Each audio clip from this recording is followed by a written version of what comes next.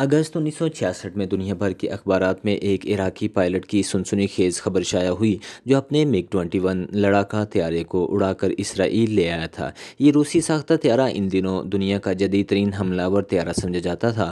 کچھ عرصہ تو یہ کہانی اخبارات میں بڑے زور و شور سے شائع ہوتی رہی، لیکن آہستہ آہستہ لوگ اسے بالکل بھول ہی گئے۔ لیکن امریکہ، فرانس اور برطانیہ کے فوجی حکام اسے نہیں بھلا سکے۔ وہ اس پر اسرار طیارے کی ایک جھلک دیکھنے کے لیے اسرائیل پر دباؤ ڈال رہے تھے۔ روس بھی اس واقعے کو نہیں بھلا سکتا تھا۔ وہ اس اغوا پر سخت برہم تھا۔ یہ حادثہ دراصل اس کے سیکیورٹی سسٹم پر کاری ضرب تھی، کیونکہ اس کے اعلیٰ فوجی حکام نے یہ طیارہ بیرونی ملک فروخت کرنے سے پہلے کرملن کو یقین دہانی کرائی تھی کہ ان میں سے ہر طیارے کی حفاظت خود KGB کے ایجنٹ کریں گے۔ اس کے علاوہ روس کے لیے یہ بڑی فوجی ناکامی بھی تھی۔ روسی ایئر فورس کے کمانڈوز کو خوف تھا کہ اس سے ان کی فضائی برتری محض چند ماہ میں غیر مؤثر ہو جائے گی، کیونکہ ہر مغربی ملک میگ 21 کے راز سے واقف ہو جائے گا۔ ماسکو اور یروشلم میں سفارتی سطح پر روس نے اس طیارے کی فوری واپسی کے لیے سخت احتجاج کیا، جبکہ اسرائیلی ہائی کمان خوشی سے ناچ رہی تھی، کیونکہ انہیں تو یہ پرندہ اچانک مفت میں مل گیا تھا اور اب اسے یوں ہی واپس کرنا ناممکن تھا۔ لیکن روسی غصے میں ذرا کمی لانے کی خاطر انہوں نے بظاہر امریکہ اور مغربی ملکوں کو طیارہ دکھانے سے انکار کر دیا۔ ادھر بغداد میں یہ اسکینڈل اور بھی شدت اختیار کر گیا جب دنیا کو معلوم ہوا کہ منیر روفا پائلٹ جو جہاز اغوا کر کے اسرائیل لے گیا تھا، کسی بھی لحاظ سے تجربہ کار پائلٹ نہیں، جیسا کہ بغداد ریڈیو نے اس کے متعلق نشر کیا تھا، بلکہ وہ عراقی ایئر فورس کا ذہین ترین ہوا باز تھا، اور اس عہدے تک پہنچنے سے پہلے وہ سخت گیر روسی اور عراقی اسکریننگ ٹیسٹ سے ہو گزرا تھا۔ منیر نے سب سے پہلے امریکی ایئر فورس میں تربیت حاصل کی۔ اس کے بعد ایڈوانس جیٹ فلائٹنگ ٹریننگ کے لیے اسے سوویت یونین بھیجا گیا تھا، تب جا کر اسے میگ 21 اڑانے کی اجازت دی گئی۔ عراقی ایئر فورس نے اپنے بہترین کارکردگی کی بنا پر اسے اسکواڈرن لیڈر کے عہدے پر ترقی دے دی۔ ایک طرف تو مغربی ملک اس طیارے کو حاصل کرنے کی تگدو میں مصروف تھے، لیکن بغداد میں روسی مشیر اور عراقی فوجی حکام منیر کے فرار کے پیچھے کار فرما عوامل کا بغور جائزہ لے رہے تھے۔ اسرائیلی ذرائع میڈیا کو جو انجیکشن لگا رہے تھے، اس کے مطابق منیر روفا معمول کی تربیتی پرواز کے دوران راستہ بھول گیا تھا۔ اس کے پاس فیول بھی ختم ہو رہا تھا، لہٰذا وہ ہنگامی لینڈنگ میں ایک اسرائیلی ایئر بیس پر اتر گیا۔ لیکن عراقی اور روسی ماہرین نے اس وضاحت کو مضحکہ خیز قرار دیتے ہوئے کہا کہ طیارے کا اغوا ایک سوچے سمجھے پلان کے تحت ہوا ہے اور موساد کا اس کے پیچھے ہاتھ ہے، اور وہ بالکل صحیح کہہ رہے تھے۔ 1960 کی دہائی میں متعارف ہونے والے اس پر اسرار طیارے کو حاصل کرنے کی خواہش مغربی ممالک کی طرح اسرائیل کو بھی بڑی شدید تھی۔ ویسے بھی اسرائیل کی شروع سے پالیسی رہی ہے کہ دشمن کے ہاتھ میں جو بھی جدید ٹیکنالوجی ہو، ہر حالت میں اسے حاصل کیا جائے۔ اسی پالیسی کو الیکٹرانک کاؤنٹر میئر اسٹریٹجی کہتے ہیں۔ لیکن یہاں مسئلہ یہ تھا کہ آخر کیسے اس قدر سیکیورٹی میں گھرے ہوئے طیارے پر ہاتھ ڈالا جائے۔ میگ 21 اس زمانے میں دنیا کا بہترین لڑاکا طیارہ تصور کیا جا رہا تھا۔ 1961 میں روسیوں نے انتہائی سیکیورٹی کی شرائط پر اسے عرب دنیا میں متعارف کرانا شروع کیا۔ میرامیت نے جب موساد کا چارج سنبھالا تو میگ 21 مصر، عراق، شام کی ایئر فورس میں شامل ہو رہا تھا۔ ایک امریکی مصنف کے مطابق اسے حاصل کرنے کے لیے مختلف تصورات پر غور کیا گیا۔ ایک تجویز یہ بھی دی گئی کہ کسی عراقی پائلٹ کو بھاری رشوت دے کر اسرائیل لایا جائے یا دوران پرواز اسے زبردستی اسرائیل میں اتارا جائے۔ موساد کے مین کمپیوٹر میں دنیا کی جتنی بھی ایئر فورسز ہیں، ان کے ایک ایک ہوا باز کا مکمل بائیو ڈیٹا موجود رہتا ہے، اور یہ ڈیٹا انہیں امریکہ، فرانس اور برطانیہ سے بآسانی دستیاب ہوتا ہے۔ وجہ اس کی یہ ہے کہ ان عرب ملکوں میں ہوا بازی کے لیے جدید سہولیات کا سخت فقدان ہے، لہٰذا ان کے پائلٹ ایڈوانس ٹریننگ حاصل کرنے کے لیے ان ملکوں کا رخ کرتے ہیں۔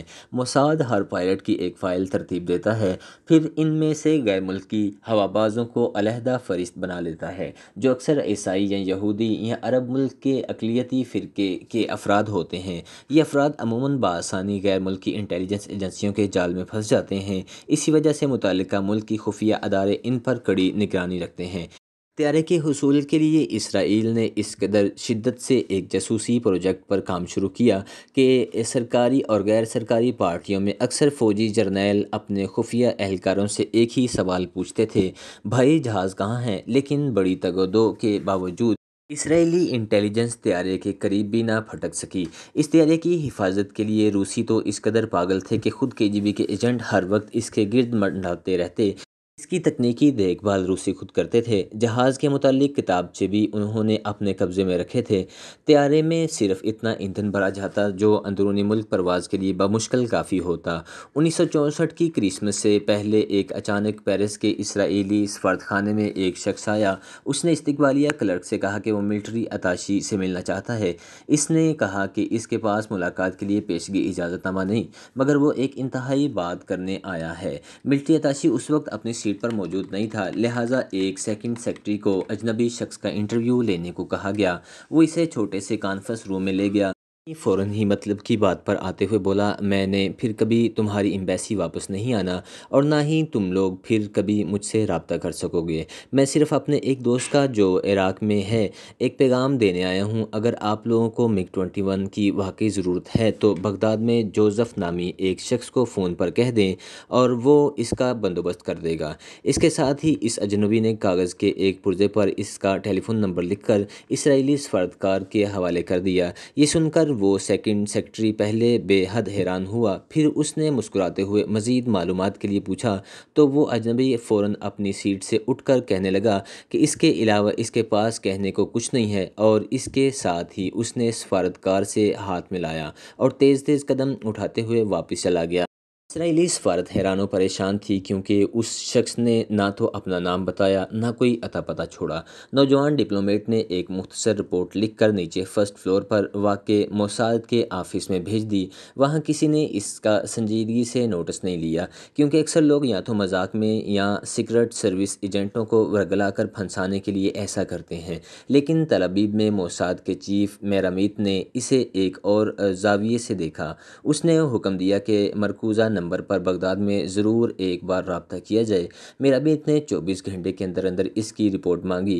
بغداد میں سرگرم عمل اسرائیلی ایجنٹوں سے یہ کام لینا انتہائی خطرناک ثابت ہو سکتا تھا۔ وہ مذکورہ شخص کو ٹیلی فون کر کے اسرائیل کے جاسوسی نیٹ ورک کو خطرے میں ڈال سکتے تھے۔ موساد ابھی تک اس شخص کو شک کی نگاہ سے دیکھ رہی تھی کہ کہیں وہ عراقی انٹیلیجنس کا مہرہ نہ ہو۔ بہرحال بہت سوچ بچار کے بعد فیصلہ ہوا کہ موساد کی سروس سے باہر کسی ایسے اسرائیلی شخص کو بغداد بھیجا جائے جو تجزیہ کار اور ذہین ہو، اور اس بات کا موقع پر تجزیہ کر کے رپورٹ بھیجے، اور اس ایجنٹ کو اسرائیلی انٹیلیجنس کے متعلق قطعاً علم نہ ہو کہ گرفتاری کی صورت میں اس سے کسی قسم کی معلومات نہ لی جا سکے۔ اس کے علاوہ بغداد میں موساد کے نیٹ ورک سے اسے بے خبر رکھا جائے تاکہ وہ کسی مشکل کے دوران ان سے رابطہ نہ کر سکے۔ یہ مکمل طور پر ون مین آپریشن تھا۔ موساد کے چیف نے از خود ملٹری انٹیلیجنس کے ایک نوجوان فیلڈ انٹیلیجنس ایجنسی آفیسر یوسف منصور کا انتخاب کیا۔ اس نے بطور پیراٹروپر تربیت حاصل کی تھی اور روانگی کے ساتھ عربی اور انگریزی بول سکتا تھا۔ منصور کو میرامیت کے آفس میں بلایا گیا، جہاں اسے موساد کے چیف نے اسے دو ٹوک الفاظ میں کہا، اس مشن میں موت کا 99% امکان ہے، لیکن اسرائیل کو تم سے زیادہ MiG-21 کی ضرورت ہے، لہٰذا تم ابھی بھی سوچ لو، ورنہ ایک بار عراق میں سرایت کرنے کے بعد تمہیں دوبارہ سوچنے کا موقع نہیں دیا جائے گا۔ لیکن لیفٹیننٹ منصور نے مشن پر جانے کے لیے رضامندی ظاہر کر دی۔ ٹھیک ایک ماہ بعد منصور ایک جعلی برٹش پاسپورٹ پر، جس میں اس کا پیشہ ایکس رے اکوپمنٹ اسپیشلسٹ درج تھا، وہ لندن سے ایک پرواز کے ذریعے بغداد پہنچا۔ اس نے ایک عالی شان قدیم ہوٹل میں کمرہ لیا۔ ایک ہفتے تک وہ اپنے الیکٹرانک آلات کے سیمپل لے کر مختلف ہسپتالوں اور وزارت صحت کے دفاتر کا چکر لگاتا رہا۔ اس کے ساتھ ہی وہ اپنے آپ کو اس ٹیلی فون کال کے لیے ذہنی طور پر تیار کر رہا تھا جس کے لیے اس نے اتنا لمبا سفر کیا تھا۔ اسی سلسلے کی اگلی قسط کے ساتھ جلد حاضر ہوتے ہیں۔ چینل کو سبسکرائب کریں اور بیل آئیکن پریس کریں۔ ویڈیو کو لائک، شیئر اور کمنٹ کریں۔